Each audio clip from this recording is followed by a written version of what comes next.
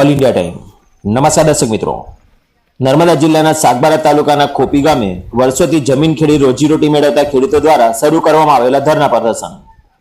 ખેડૂતો પોતાની વર્ષોથી ખેડતા આવેલી જમીન અંગે વહેલી તકે યોગ્ય નિર્ણય આવે તેવી આશા સાથે ધરના અડગ બેઠા છે। ખેડૂતોનું કહેવું છે કે લાંબા સમયથી આ જમીન પર ખેતી કરતા આવ્યા છે અને આ જમીન જ તેમના જીવન નિર્વાહનો મુખ્ય આધાર છે। જો કે છેલ્લા ઘણા સમયથી ખેડૂતો અને ફોરેસ્ટ વિભાગ વચ્ચે જમીનને લઈ વિવાદ ચાલી રહ્યો છે। ખેડૂતોને ખેતી કરતા અટકાવવામાં આવતા ખેડૂતો દ્વારા ગાંધી ચિંતા માર્ગે ધરના પ્રદર્શન શરૂ કરવામાં આવ્યું છે। ખેડૂતોના આ આંદોલનને સમર્થન આપવા ભરૂચના સાંસદ મનસુખ વસાવા પણ અત્યાર સુધીમાં 3 થી 4 વખત ધરના પ્રદર્શન સ્થળે પહોંચી ખેડૂતો સાથે મુલાકાત કરી ચૂક્યા છે। સાંસદ દ્વારા ખેડૂતોની રજૂઆત સાંભળી તેમની સાથે ઉભા રહેવાની ખાતરી આપવામાં આવી છે। તેમ છતાં ફોરેસ્ટ વિભાગ તરફથી હજુ સુધી કોઈ અંતિમ નિર્ણય આવે એવી કોઈ શક્યતા નથી। એક તરફ વિરાન વિસ્તાર, બીજી તરફ વીજળીની પૂરતી સુવિધાનો અભાવ અને ઉપરથી વરસાદી માહોલ। આવી મુશ્કેલ પરિસ્થિતિ વચ્ચે પણ ખેડૂતો પોતાની માંગને લઈ ધરના પર બેઠા છે। વરસાદના કારણે ધરના સ્થળે ખેડૂતોને અનેક મુશ્કેલીઓનો સામનો કરવો પડી રહ્યો છે। તેમ છતાં વર્ષોથી ખેડૂતોએ આવેલી જમીન અંગે નિર્ણય ના આવે ત્યાં સુધી આ આંદોલન ચાલુ રાખવાનો ખેડૂતોનો મક્કમ નિર્ધાર જોવા મળી રહ્યો છે।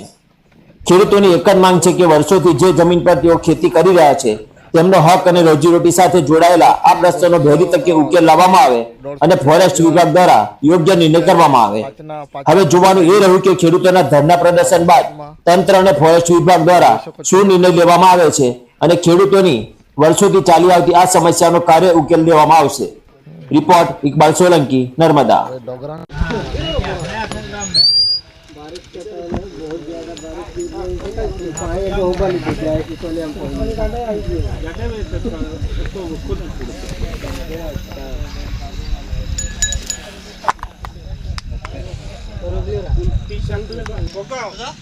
हाँ जी लाता था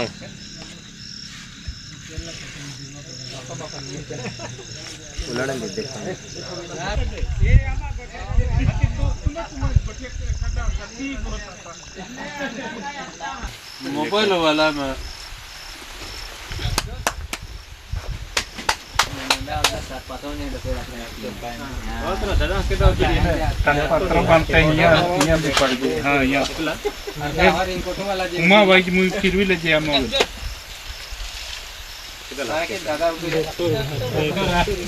बैठे थे था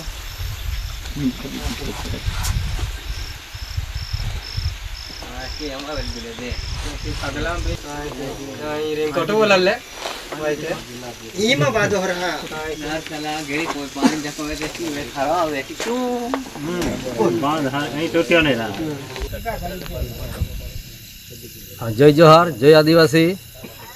अमे अत्यारे अहींया कोतेक वागे अत्यारे खोपी गामना जे अमारा सागबारा तालुकाना 12-13 गामो छे एना जे अमे आदिवासी भाईओ जे खेडूत छे ते अमे अत्यारे 3 दिवसथी अहींया जे अमे जे स्थळ पर अमे जमीन खेडाण करता छे ते जमीन पर अमे बधा अहींया धरણા पर 3 दिवसथी बेठा छे अने अत्यारे रातना लगभग 8:15 वागવાનો टाइम छे अने अत्यारे आजे वरसाद बी चालू छे छतां अमे अमारी जमीनना जरूरियात माटे अमे भाईओ अमे आटलुं वातावरण खराब होवा छतां अमे धरણા परथी अमे उठ्या नथी। तो सरकारश्रीने अमने आटली ज रजूआत है कि अमे 20 થી 25 वर्ष आ खेती अमे करी अने जे वर्षथी अमे खेडाण करेलू ते समय पर बिल्कुल जंगल नहीं हतुं अने अत्यारे बी कोई जंगलनी स्थिति अहींया कोई मोटुं लाकड़ुं बी नथी, वांसनुं झुमकું नथी, कशुं ज नथी, जंगल एकदम खाली छे अहींया। अने अमे 2 वर्षथी अमने आ जंगल खातानो स्टाफ के अधिकारी लोको अमने खेडाण करवा नथी देता। तो सरकारश्रीने अमने अमारी नम्र विनंती है कि अमने अमारी जंगल मळे, अमारी जमीन अमने मळे अने जे अमारो हक अधिकार है ए प्रमाणे अमने जंगल खेडवा दे एवी अमारे सरकारने नम्र विनंती है। अने सरकारने ए बी अमारी विनंती है कि आटला आवा वातावरणमां रातना अंधारामां कोई लाइटनो सगवड नथी, कोई बीजी अमारी पासे व्यवस्था नथी, छतां बी अमारा ढोर साथे अमे आटला जणा अहींया धरણા पर बैठा छे अने सरकार पर अमे एक विश्वास भी राख्यो छे कि गमे ते सारो निर्णय आवशे अने सरकार अमारा प्रश्नो जे अमे रजूआत करता छे एनो कंईक सारो निराकरण लावशे एवी अमे आशा भी राखता छे। अने अमारी पासे कोई बीजो एवो कोई विकल्प भी नथी कि अमे कंईक बीजुं कंईक आयोजन करीए। एटले सरकारश्री अमारा प्रश्नो तरफ एक ध्यान आपे અને કોઈ સમય કાઢીને સરકાર અમારે જે પ્રશ્નો છે એ સ્થળ પર આવીને ચકાસે કે ખરેખર ખેડૂતની પરિસ્થિતિ શું છે, વાતાવરણ કેવું છે, ખેડાણ કેવું છે, એનો સ્થળ પર આવીને રૂબરૂ ચકાસણી કરે તો સરકારશ્રીને બી એનો કંઈક પુરાવો કે કંઈક એવી એને આખો રૂબરૂ સ્થળ દેખાય કે ખરેખર આ લોકો કેટલા સમયથી ખેડાણ કરતા છે અને ખરેખર આ જમીન ખેડવા લાયક છે કે મોટો જંગલ છે એ બી સરકારશ્રીને એ સ્થળ પર આવશે પછી જ એ વસ્તુ રૂબરૂ દેખાશે.